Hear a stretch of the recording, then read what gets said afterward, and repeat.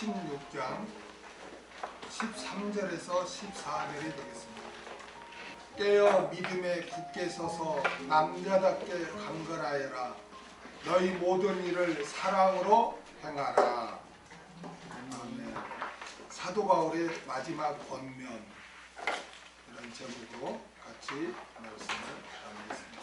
지금까지 사도 바울은 고린도전서를 통해서 고린도 교회가 당면하고 있는 문제와 또 고린도 교회가 사도 바울에게 질문한 그 목회적 답변을 다 한 후에 이제 고린도 교회 성도들을 향해서 마지막 어떻게 신앙생활을 해야 되는가를 권면을 이렇게 합니다. 오늘 본문은 바로 성도들을 향한 사도 바울의 권면이 기록되어 있습니다. 13절 보면은 깨어 믿음에 굳게 서서 남자답게 강건하여라. 깨어, 사도 바울은 고린도 교회 성도들에게 첫 번째로 깨어 있으라고 그렇게 권면합니다.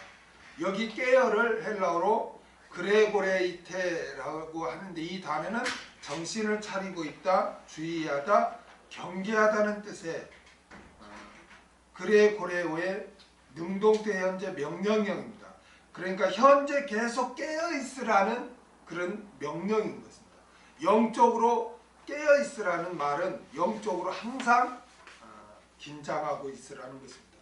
이 단어는 신약 성경에서 두 가지 의미로 사용되었습니다. 먼저는 깨어 있으라는 이 단어는 종말과 또 예수 그리스도의 강림을 준비할 때 이 단어가 쓰였습니다. 그리스도인은 현재 정신을 차리고 다가올 종말과 예수 그리스도로 강림을 준비하는 그런 삶을 살아야 할 줄로 믿습니다. 우리 하나님은 시작과 끝이 있다고 분명하게 우리에게 말씀했습니다. 심을 때가 있으면 거둘 때가 있다고 그렇게 말씀하셨습니다. 이 세상은 영원히 존재하는 것이 아니라 하나님에 의해서 창조되었고 또한 하나님의 계획하에 또한 종말을 맞이할 것입니다. 그러나 그 종말은 주님이 다시 오시는 그날은 우리가 알 수가 없습니다. 언제 올지 우리가 알 수가 없습니다. 그러니까 매 순간순간 깨어 있는 수밖에 없어요. 예수님이 종말에 깨어 있으라고 그렇게 말씀하시면서 비유를 들었죠. 도둑이 언제 온다고 예고하고 오지 않는다는 거예요. 여러분, 어떤 도둑이 내가 새벽 1시에 내가 털로 갈게 그렇게 예고하는 도둑이 어디가 있어요. 그러니까 도둑이 언제 올지 모르니까 항상 경계하고 있어야 도둑을 맞지 않는 거죠. 그렇죠? 그와 같이 우리 주님은 언제 오실지 모릅니다. 그렇기 때문에 항상 우리가 깨어 있어야 할 줄 믿습니다. 그 다음에 깨어 있으라는 단어는 마귀와의 전쟁을 할 때 또 이 단어가 사용됐습니다. 마귀는 종말, 즉 자기 때가 얼마 남지 않았음을 알고 바라가면서 우는 사자와 같이 주무다니는 산길자를 찾고 있어요. 불신자는 물론이고 믿는 자도 어떻게 하면 넘어뜨리려고 미혹하려고 발악을 합니다. 그런데 이 마귀가 눈에 보입니까? 보이지 않습니까? 마귀는 영이니까 눈에 보이지 않습니다. 마찬가지로 하나님도 영이시기 때문에 눈에 보이지 않습니다. 그렇지만 하나님은 존재하고 계시죠.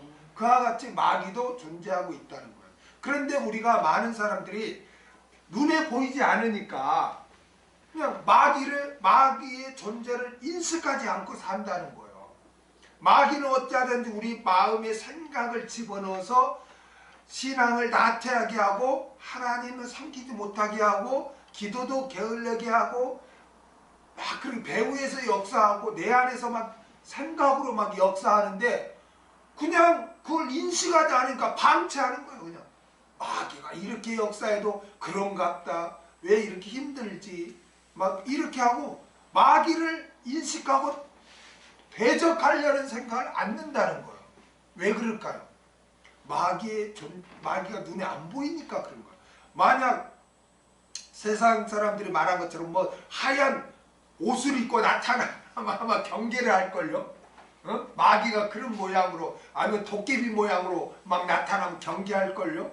그런데 영이니까 인식을 않는다는 거예요. 그러나 우리는 말씀을 통해서 마귀가 존재하고 우리를 우는 사자같이 두루다니며 산길자를 찾고 있다는 이 말씀을 우리는 굳게 믿고 내 마음에 이상히 하나님의 뜻과 어긋나는 막 미움, 교만, 원망, 불평, 욕심 이런 게 들어오면 마귀가 지금 나를 무너뜨리려고 이런 생각을 나에게 심고 있구나, 역사하고 있구나 생각하고 예수 이름으로 명하노니 나에게 역사하는 이 마귀야 떠나 갈지어다 이렇게 대적을 해야 내가 지키는데 내 마음에 그런 생각이 들어오는 것도 그냥 방치하는 거예요. 그러다 보니까 죄를 너무 쉽게 짓고 무너지는 경우가 있다는 거예요. 마지막 때는 더 마귀가 발아가니까 우리가 이거를 깨어서 마귀와 우리는 영적인 전쟁을 해야 할 줄로 믿습니다. 그런데 여러분 어떻게 하면 우리가 깨어 있을 수 있습니까? 어떻게 하면 우리가 깨어 있을 수 있습니까? 그는 말씀으로 무장하고 기도하는 거예요. 기도하는 거예요. 기도할 때 우리가 영적으로 깨어 있을 수 있습니다. 기도라는 것은 꼭 문제만 있을 때만 하는 게 기도가 아니에요. 나와 관계된 사람들을 중보하는 것, 내 신앙을 위해서도 기도하는 것, 여러 가지 기도가 너무나 다양한 거예요. 기도는 영적인 호흡과 같아요. 기도하지 않으면 우리가 숨을 쉬지 않으면 답답한 것처럼 기도하지 않으면 우리가 영적으로 힘이 없어요. 그렇기 때문에 여러분 시간 될 때마다 여러분 기도하시기 바랍니다. 뭐 앉아서 30분, 1시간 그런 게 없어요. 5분을 하든 1분을 하든 항상 생각날 때마다 기도하시기 바랍니다. 그럴 때 우리가 항상 깨어 있어서 우리가 믿음을 지킬 줄 믿습니다. 그 다음에 믿음에 굳게 서서 사도 바울은 고린도 교회 성도들에게 두 번째로 믿음에 굳게 서 있으라고 권면했습니다. 굳게 서서를 헬라어로 스테게테라고 하는데요. 스테게테라고 하는데 흔들림이 없는 확실함, 또는 의심이 없는 이라는 뜻입니다. 신약 성경에서 이 서다는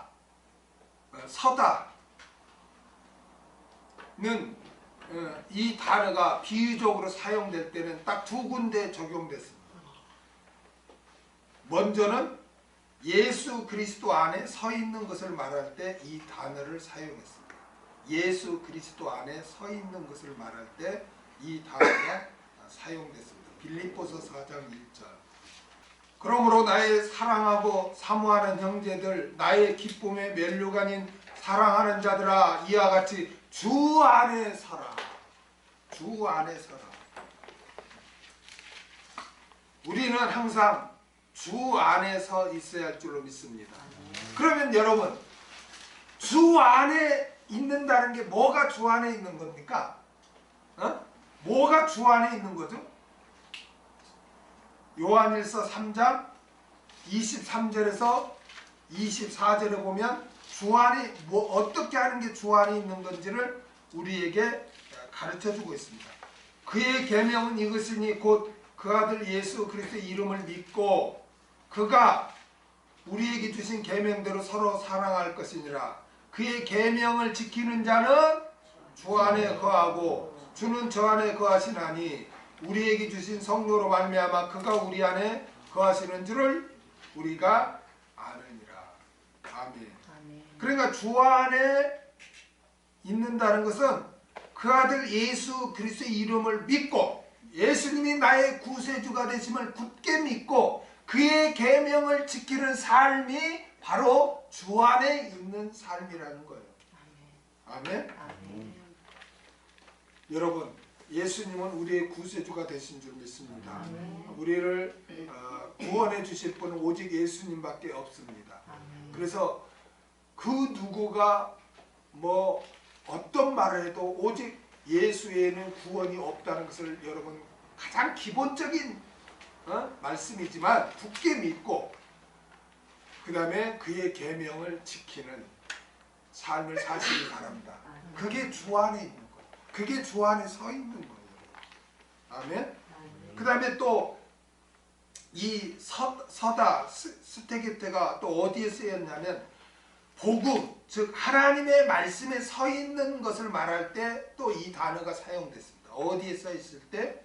하나님의 말씀, 복음에 서 있는 것을 말할 때 바로 이 말씀이 이 단어가 사용됐습니다.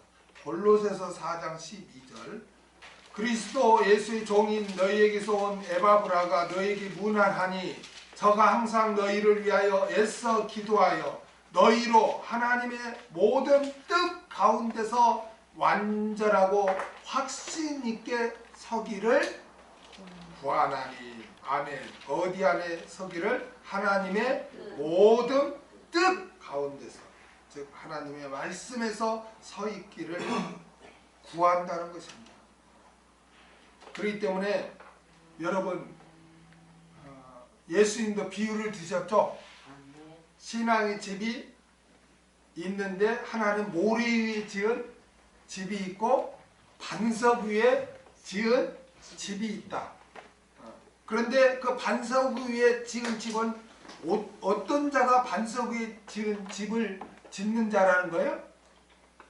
하나님의 말씀을 듣고 지키는 자가 반석 위에 신앙의 집을 짓는 자라는 것입니다. 여러분 우리는 항상 말씀 위에 서 있어야 돼요. 다시 말하면 말씀의 지배를 받아야 돼요. 항상 이 세상에 온갖 뉴스들, 세상에 여러 다양한 사람들의 말들이 얼마나 홍수처럼 많습니까? 그러나 우리는 오직 하나님의 말씀에 서서 그 말씀의 지배를 받고 우리가 있을 때 우리의 신앙은 절대로 무너지지 않을 줄로 믿습니다. 항상 우리는 말씀 위에 서 있어야 돼요.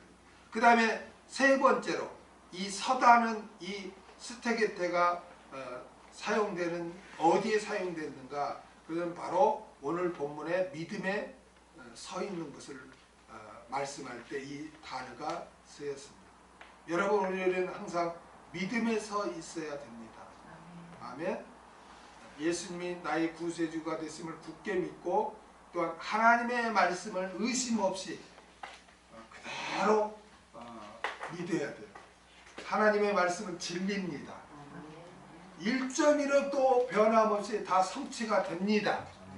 그래서 우리는 오직 이 하나님의 말씀에 대한 믿음 위에 굳게 서서 우리는 신앙생활 할 때 우리가 우리의 믿음을 지킬 수 있는 줄로 믿습니다. 그 다음에 남자답게 사도 바울은 고린도 교회 성도들에게 세 번째로 남자다워라고 권면했습니다. 남자다워라. 우리 개역성경은 있잖아요. 남자답게 이렇게 해가지고 부사적으로 번역을 했어요. 그래서 마치 강건하여라를 수식하는 것처럼 보여요. 그렇죠? 남자답게 강건하여라 하니까 이 남자답게가 부사로 해서 강건하여라를 수식하는 것 같아요. 그러나 원문에서는 독립적으로 기록됐어요. 깨어있으라, 굳게 서라, 그 다음에 남자다워라 이렇게 독립적으로 기록되었습니다. 그러므로 원문대로 직역하면 남자답게가 아니라 남자다워라 라고 이렇게 번역을 해야 됩니다. 그러면 남자다워라는 것은 무슨 뜻입니까? 남자다워라. 여러분 고린도 교인들은 어린아이와 같은 미성숙한 믿음을 가지고 있었어요.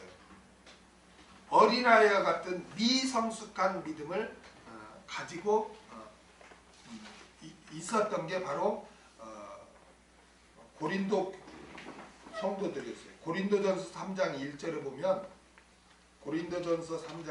보면 형제들아 내가 신령한 자들을 대함과 같이 너희에게 말할 수 없어서 육신에 속한 자 곧 그리스도 안에서 어린아이들을 대함과 같이 하노라. 그러니까 고린도 교회 성도들은 아직 믿음이 미성숙한 어린아이와 같았다는 거죠. 고린도전서 14장 20절에도 보면 형제들아 지혜는 아이가 되지 말고 악에는 어린아이가 되라. 지혜에 장성한 사람이 되라. 그랬어요. 지혜는 어린아이가 되지 말라는 거예요. 말씀에 있어서는 어린아이가 돼서는 안 된다.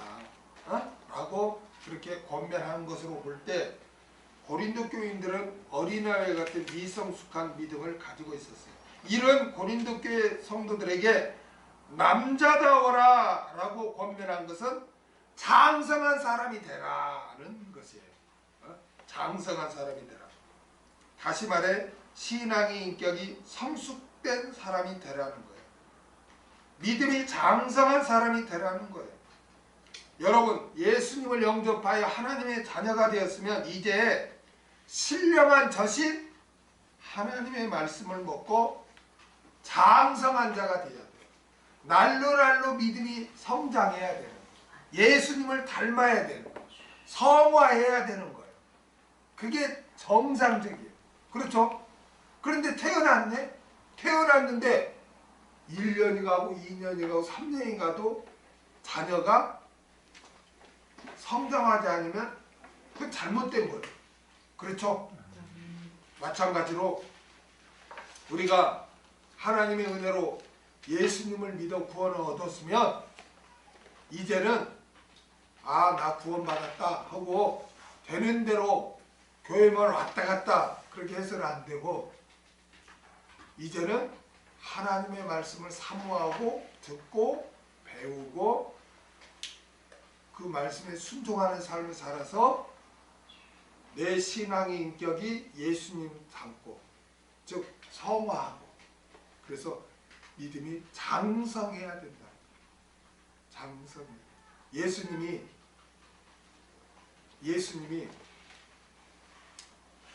병자를 고칠 때 그 중에 어떤 병자를 고치는 사건이 많냐면 안진뱅이를 일으키는 그 사건이 많아요. 왜 예수님은 굳이 그 안진뱅이를 고칠까? 왜 문둥병자를 고치고? 구약을 보면 문둥병자는 그거는 죄를 상징했거든요.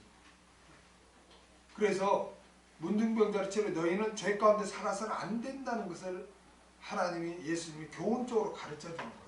안진뱅이를 일으키는 것은 너희가 영적으로 주저앉아 있으면 안 된다는 거예요. 예수를 믿었으면 우리는 장성해야지 주저앉아 있으면 안 돼요. 그래서 사도 바울은 아직 어린아이와 같은 고린도 교인들을 향해서 마지막으로 권면하면서 남자다워라.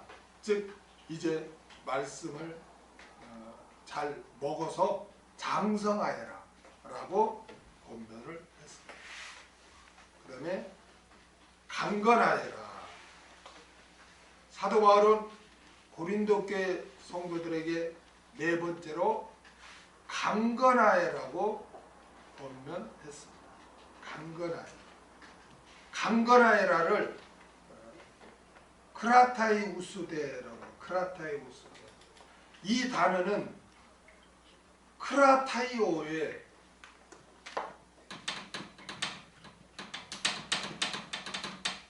크라타이오라는 단어의 수동태. 이 단어의 수동태예요. 그러니까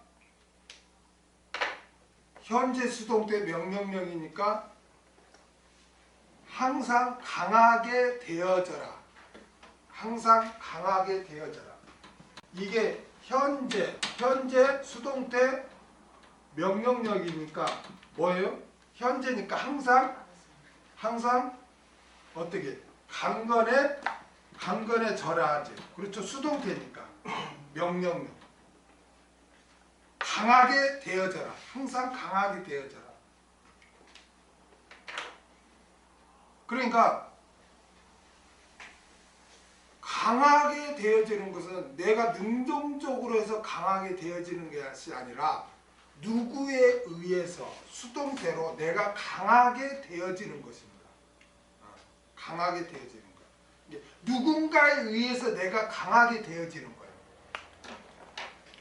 여러분, 우리는 누구에 의해서 강해질 수 있습니까? 응? 성령님에 의해서 우리는 강해질 수 있는 거죠. 우리 몸은 하나님의 성전이에요. 우리 안에 성령님이 내주하고 계셔요. 그 성령님을 뭐라고 하냐면 보혜사를, 보혜사. 파라클레토스, 보혜사. 보혜사는 뭐예요? 돕는 자예요, 돕는 자. 하나님 아버지는 우리를 택해 주셨죠. 예수님은 우리를 낳아 주셨어요. 하나님의 자녀로. 성령님은 자녀된 우리를 양육해주러 도와주러 오셨단 말이에요. 성령님이 오신 목적이 그거예요. 그러니까 비유하자면 성령님은 뭐 누구와 같냐면 성령님은 보모 있죠. 보모. 이렇게 도와주는, 길러주는 사람. 그 역할을 하는 거예요. 그 역할. 그런데 참으로 안타까운 거는 아까도 마귀가 영이니까 눈에 보여요, 안 보여요? 안 보이니까 인식을 안 하는 것처럼 성령님도 영이죠. 그러니까 눈에 보여요, 안 보여요? 안 보여요. 그러니까 인식을 해요, 안 해요? 안 해요. 인식을 안 하니까 없는 분으로 쳐요. 그러니까 도움을 구하지도 않고 요청하지도 않아요. 인식해야 우리가 요청할 수 있잖아요. 그래서 목사님 말씀 들을 때나 아니면 어떤 계기가 되면 그래 내가 열심히 신앙생활 해야지. 맞아, 내가 말씀도 있고 기도도 하고 내가 열심히 해야지, 사랑도 하고 해야지 하다가 또 무너져. 또 무너져. 그래서 나중에는 야, 나는 안 되나 봐. 에이, 아니 자포자기예요. 자포자기. 성할 생각도 안 해. 나는 안 되나 봐. 그래서 자포자기. 왜 그럴까요? 성령님을 인식하지 않고 의지하지 않기 때문에. 그럼 왜 인식하지 않을까요? 왜 인식하지 않을까요? 성령님이 내 안에 계심을 왜 인식하지 않을까요? 하나님의 말씀을 믿지 않기 때문에, 하나님의 말씀에 지배받지 않기 때문에 그러는 거예요. 뭐 예수 믿으나 뭐 믿기 전이나 믿은 후나 뭐 똑같네. 우리 집도 똑같고 환경도 똑같네. 똑같죠. 그런 영적으로는 엄청난 변화가 있는 거죠. 우리는 하나님의 성전이고 우리 안에는 성령님이 성전 삼고 내주하고 계시죠. 이것은 말씀을 믿을 때 우리가 이거를 인식할 수 있는 거예요. 그 눈으로 내가 볼 수 있나요? 내 안에 계신 성령을 내가 눈으로 무슨 그냥 뭘로 체험할 수 있나요? 아니에요. 말씀을 믿는 거예요. 말씀을 믿는 거예요. 나는 하나님의 성전이고 내 안에 성령님이 계신다. 그걸 말씀을 통해서 믿는 거예요. 그걸 인식하는 거예요. 그리고 그 말씀에 대한 내가 행위를 하는 거예요. 내 안에 계시지. 그러면 나는 나를 돕게 오신 성령님을 나는 의지해야지 라고 나아갈 수 있는 거예요. 근데 처음부터 그 말씀에 대한 믿음이 없으니까 성령님을 인식하지 못하고 의지하지 못하는 거예요. 여러분은 성령님의 도우심을 구하고 있습니까? 항상? 늘 성령님을 나를 인도해 달라고, 내가 넘어질 때 붙들어 달라고, 내가 성화할 때 너무 힘들고 너무 쉽게 죄를 범하고 너무 영적으로 무기력해질 때 성령님의 도우심을 구하십니까? 성령님 나를 붙들어 달라고, 나에게 영적으로 힘을 달라고 기도하십니까? 기도해야 돼요. 기도해야 돼요. 기도해야 돼요. 왜? 성령님은 나를 돕기 위해 오신 분이시기 때문입니다. 그래서 성령님의 도우심을 우리가 구하고 의지하고 할 때 우리가 강해질 수 있는 것입니다. 여러분, 인간의 의지로는요, 며칠 못 가면 다시 또 무너집니다. 그러나 성령님에 의해서 항상 우리는 강해질 수 있어요. 성령님 의지하다고도 또 넘어질 수도 있겠죠. 그러나 성령님의 도우심으로 다시 일어설 수 있는 거예요.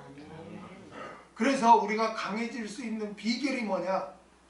성령님의 도우심으로 우리가 강해질 수 있는 거지, 내 인간의 의지로 내가 이렇게 해야지 그래서 강해져요. 나 성경 하루에 최소한 내가 3장 이상은 내가 묵상해야지. 좋은 뜻 같지만 그런 인간의 의지만 갖고는 또 무너져요. 항상 성령님, 내가 이렇게 말씀을 묵상해야 되는데 묵상하지 못하고 있습니다. 말씀에 무관심하고 삽니다. 성령님, 진리 가운데로 인도해 주옵소서. 성령님 도와주세요. 그러면 그러한 가운데 말씀을 볼 때 얼마나 은혜가 되는지 몰라요. 얼마나 하나님이 깨달음을 주고 힘을 주는지 몰라요. 그렇기 때문에 항상 우리는 성령님을 통해서 우리는 강해질 수 있는 줄 믿습니다. 에베소서 3장 16절을 보겠습니다. 그 영광의 풍성을 따라 그의 성령으로 말미암아 너희 속사람을 능력으로 강건하게 하옵시며. 아멘. 여러분, 우리 예수 믿는 사람은 있잖아요. 예수 믿는 사람은 예수 믿기 전에는 우리 안에는 옛사람과 겉사람만 있었어요. 이 옛사람과 겉사람은 그냥 육신을 입고 있는 이 몸으로서 늘 죄를 향하고 하나님을 거역하는 그러한 사람입니다. 그런데 이러한 우리에게 예수를 믿음으로 우리에게는 새 사람이 있어요. 새 사람. 다른 말로 속사람. 이 옛사람과 겉사람은 항상 죄를 향하고 불신을 향합니다. 하나님 섬기는 걸 기도하지 마, 피곤해, 기도하지 마, 쉬어 교회 가지 마. 자꾸 내 안에 옛사람과 겉사람은 신앙을 방해합니다. 우리의 인간의 죄성이 있기 때문에. 나는 처음에 하나님께 이를 원망됐어요. 하나님, 예수 믿을 때 우리를 완전히 그냥 죄도 상관없이 그렇게 해주지 왜 인간의 죄성은 그대로 남겨두었습니까?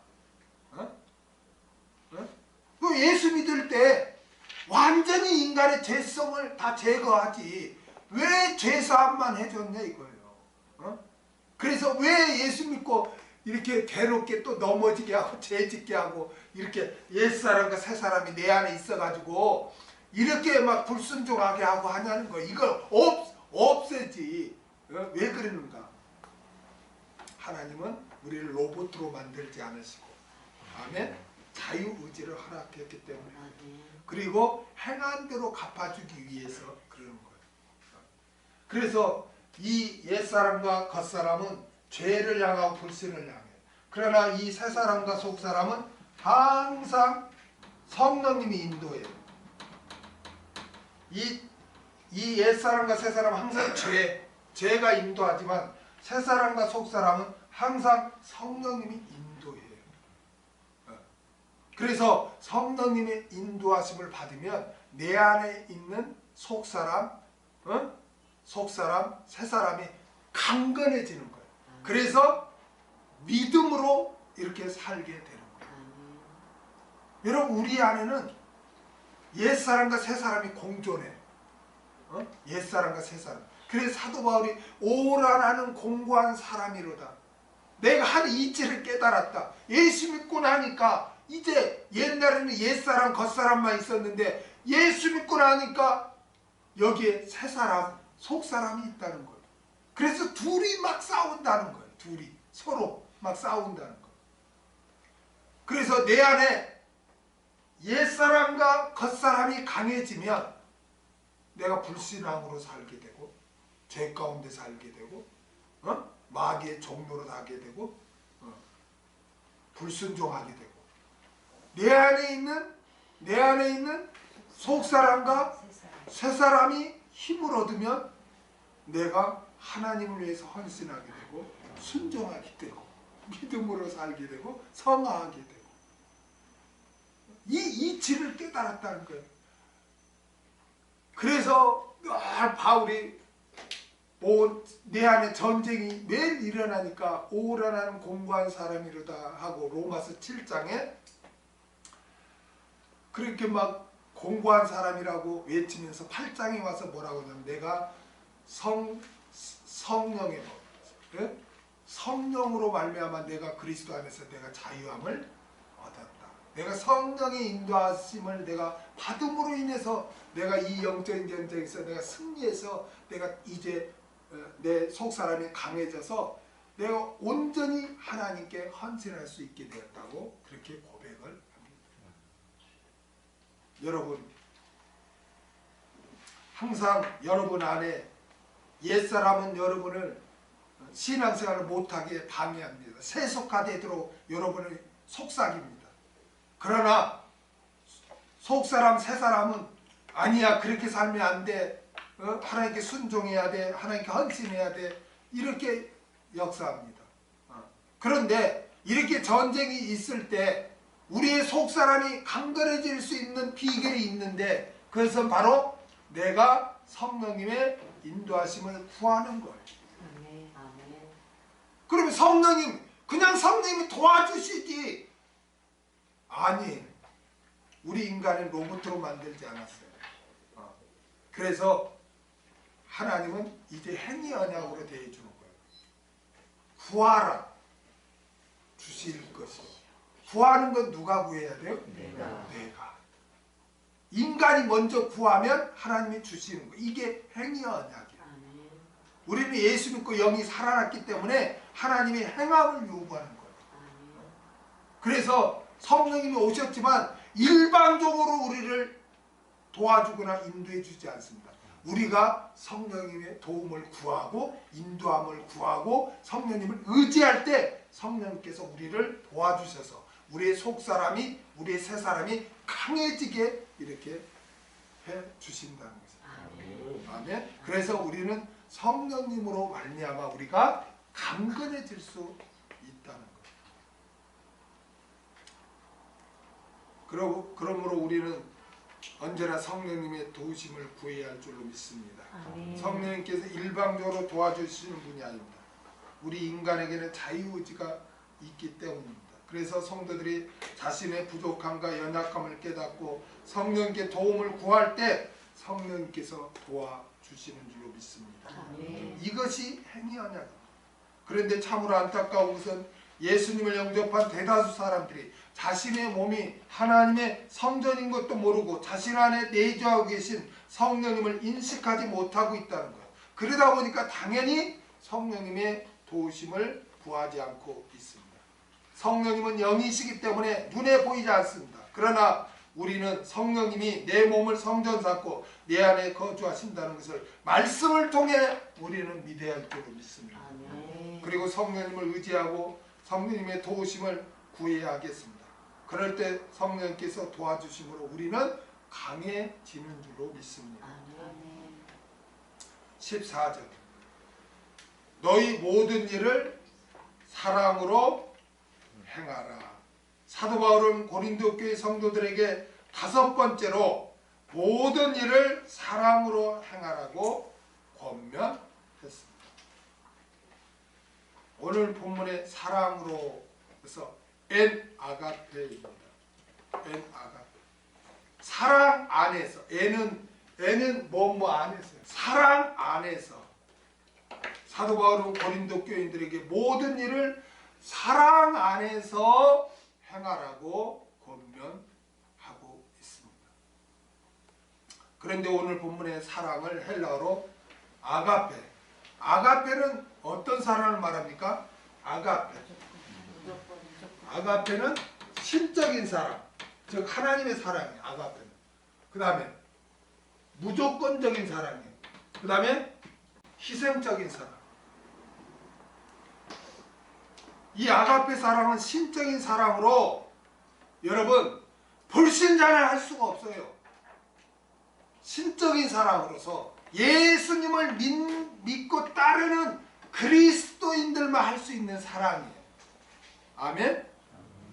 세상 사람들은 자기한테 잘해주는 사람, 자기에게 유익이 되는 사람을 사랑을 해요. 그렇죠? 그렇죠? 그러나 이 아가페 사랑은 신적인 사랑으로서 원수까지도 사랑하는 사랑이에요. 아멘? 나를 괴롭히고 미워하는 핍박자를 위해 기도해 줄 수 있는 사랑. 이게 바로 신적인 사랑이에요. 여러분, 우리는 모든 일을 여러분 사랑 안에서 해야 할 줄로 믿습니다. 예배를 드리는 것도 주일이니까 예배를 드려야지. 그래서 예배를 드리는 것이 아니라 내가 하나님을 사랑하기 때문에 예배를 드리는 거예요. 아멘.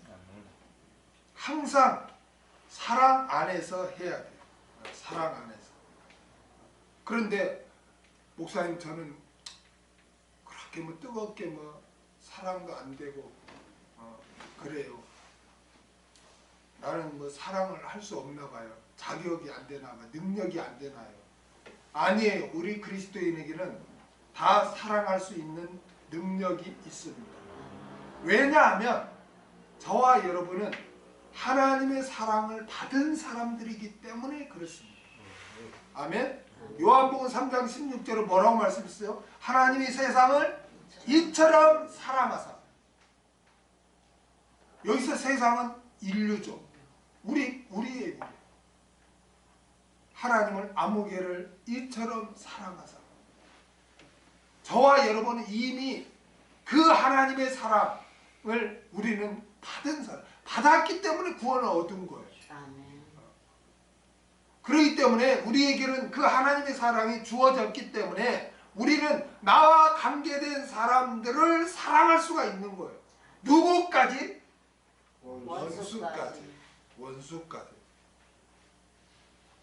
원수까지. 여러분, 원수까지 사랑하는 게 그게 쉽습니까? 불신자는 도저히 할 수가 없어요. 그리스도인만 할 수 있는 거예요. 아멘? 그리스도인만 할 수 있는 거예요. 이게. 그리고 이 아가페 사랑은 희생적인 사랑이에요. 고린도전서 13장에서 사랑에 대해서 기록했는데 그 중에 사랑이 뭐라고 그랬어요? 자기의 유익을 굳이 아니하며 라고 했어요. 자기 유익을 굳이 아니하고 나와 관계된 사람의 유익을 구하면서 희생하는 것, 이게 사랑의 특징이에요. 아멘? 자기 유익을 굳지 않고 상대방의 유익을 위해서 내가 희생하는 것, 이게 진정한 사랑이라는 거예요. 예수님께서는 이 아가페 사랑을 우리에게 베풀어 주셨어요. 죄인은 우리를 위해 희생하셨어요. 우리 유익을 위해 죽어주셨어요. 예수님.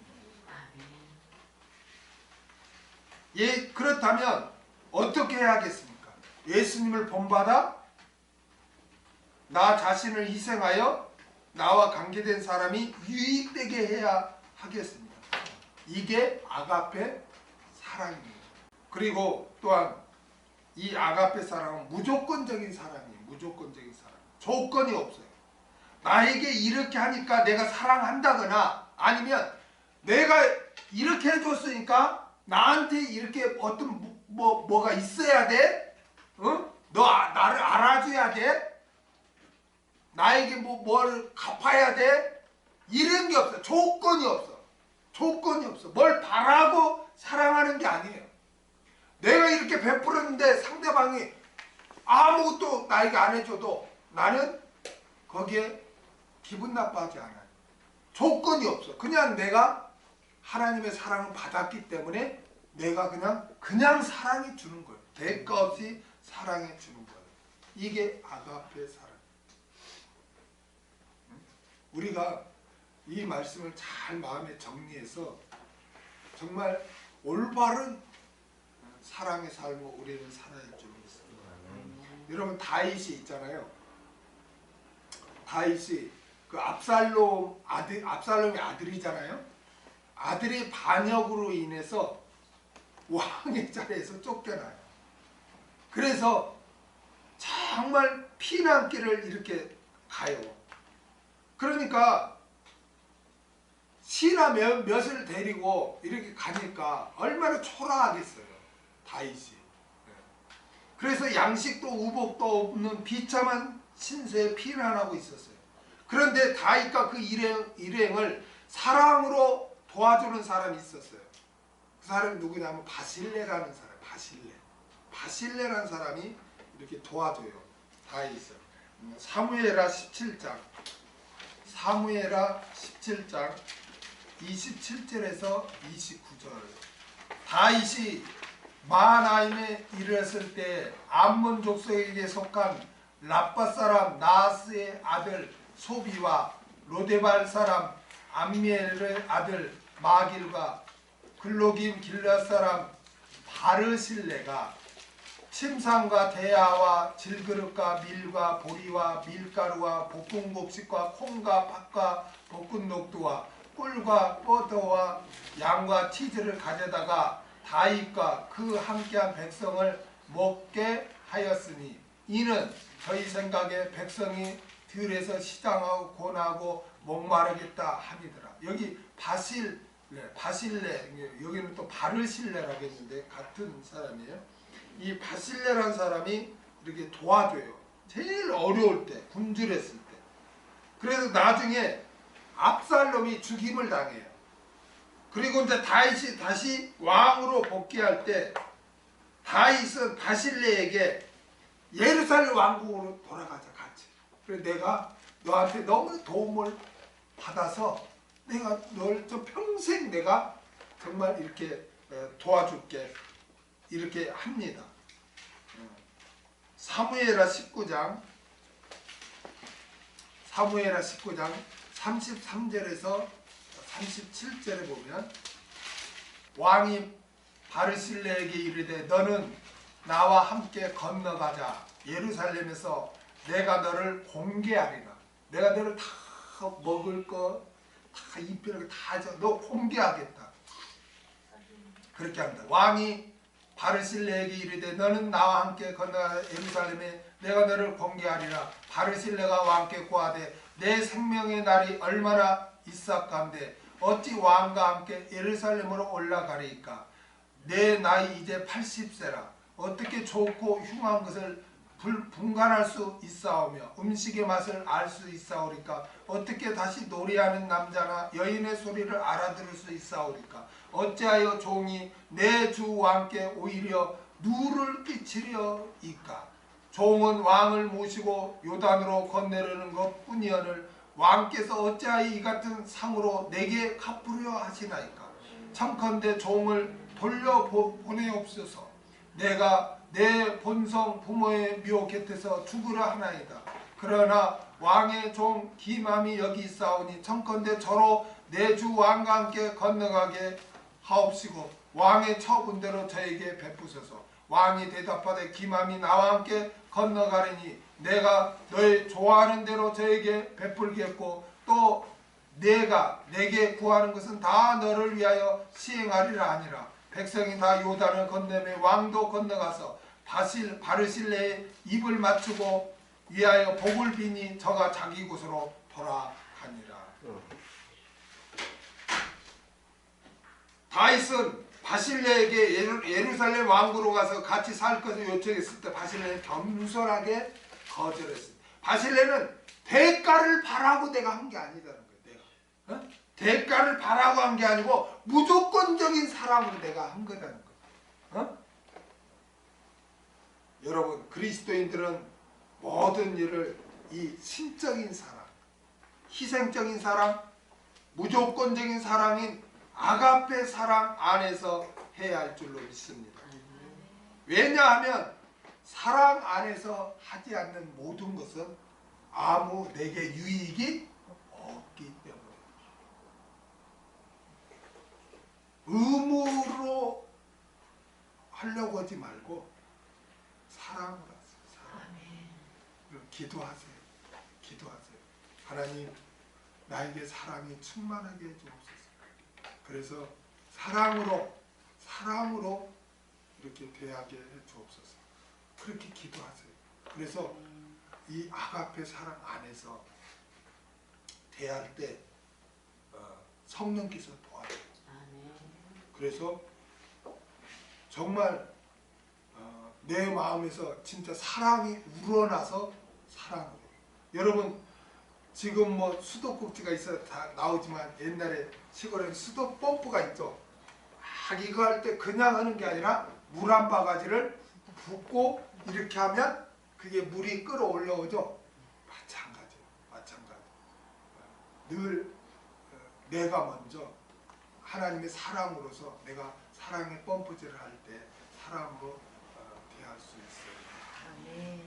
그래서 기도하고 이 아가페 사랑으로 해야 돼요. 의무적으로 해서는 안 돼요. 저는 장모님이 소천하셨지만 장모님 아프시고 나서 처음에는 어쩔 수 없이 의무적으로 아프니까 누가 도울 사람이 없으니까 이렇게 병원 갈 때 양평에 가서 모시고 와서 이렇게 하고 처음에는 그랬어요. 처음에는. 그러나 이제 동선병원에 입원하실 때 옆에 이제 계셨잖아요. 그렇게 하면서 장모님을 위해서 기도를 당연히 하게 되는 거죠. 그렇죠? 그래서 기도하면서 하는데 그 영혼이 너무나 불쌍한 거예요. 혼자 평생을 사셨잖아요. 그래서 이제 그런 아픈 상태에 있을 때 처음에는 내가 의무적으로 이렇게 내가 간호하고 돌보고 이랬지만 그 장모님의 구원과 그 영혼을 위해서 기도하면서 하다 보니까 내 안에 장모님에 대한 사랑으로 이제 이렇게 섬기는 것이 자연적으로 그게 나오는 거예요. 그래서 우리가 항상 정말 의무적으로 하지 말고 하나님은 우리에게 사랑할 수 있는 능력을 성령님을 능력으로 할 수 있도록 성령님을 보내주셨기 때문에 또 우리에게 사랑을 주셨기 때문에 성령님의 도우심을 받아서 우리가 하나님의 사랑으로 우리가 해야 되겠다. 그러다 보면 자연스럽게 하나님의 사랑으로 우리가 이렇게 나와 관계된 사람을 사랑할 수가 있는 거예요. 바울은 이 고린도 교회 성도들에게 모든 일을 왜 그렇게 너희가 그렇게 교회 안에 분쟁이 있고 왜 그러느냐? 너희가 모든 일을 사랑으로 해라. 사랑라고 지금 마지막으로 권면을 합니다. 여러분, 사도 바울은 이제 고린도전서를 이제 마무리하면서 마지막으로 고린도 교회 성도들에게 권면하기를 첫째, 깨어 있으라고 권면합니다. 마지막 때다. 마귀가 정말 우는 사람 두루다니며 삼키고 자르다. 영적인 잠을 자서는 안 된다. 항상 기도하면서 말씀 안에서 기도하면서 깨어 있으라. 영적으로 깨어 있으라고 권면했습니다. 두 번째로 믿음에 굳게 서기를 권면했습니다. 여러분, 우리는 정말 주 안에서 말씀 안에서 믿음 안에서 굳게 서 있어야 할 줄로 믿습니다. 그 다음에 남자다워지기를 권면했습니다. 다시 말하면 믿음에 장성하기를 권면했습니다. 우리는 안진뱅이 신앙생활을 해서는 안 됩니다. 믿음이 장성해야 할 줄로 믿습니다. 그 다음에 모든 일을 사랑 안에서 행하기를 그 다음에 강건하기를 권면했습니다. 여러분, 우리는 다 연약한 자입니다. 설교 말씀을 증거하는 저도 연약합니다. 연약합니다. 그러나 우리가 연약하다고 또 넘어지고 또 실수하고 또 죄를 범한다고 나는 안 돼 하고 자포자기해서는 안 되고, 나의 연약함을 인식하고 나를 돕기 오신 성령님을 의지해서 그 성령님의 도우심으로 우리의 속사람이 강해지도록 합시다. 그 다음에 사도 바울은 모든 일을 사랑 안에서 행하라고 권면했습니다. 여러분, 모든 일을 우리는 사랑으로 해야 돼요. 예배를 드릴 때도 왜? 사랑하기 때문에.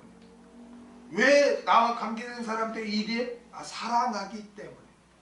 모든 것을 우리는 이 아가페 사랑, 신적인 사랑, 희생적인 사랑, 무조건적인 이 사랑으로 조건 없이 네가 이러니까 내가 이렇게 하지가 아니라 원수까지라도 핍박자까지라도 우리가 사랑하는 그러한 삶을 살아야 좀 있습니다.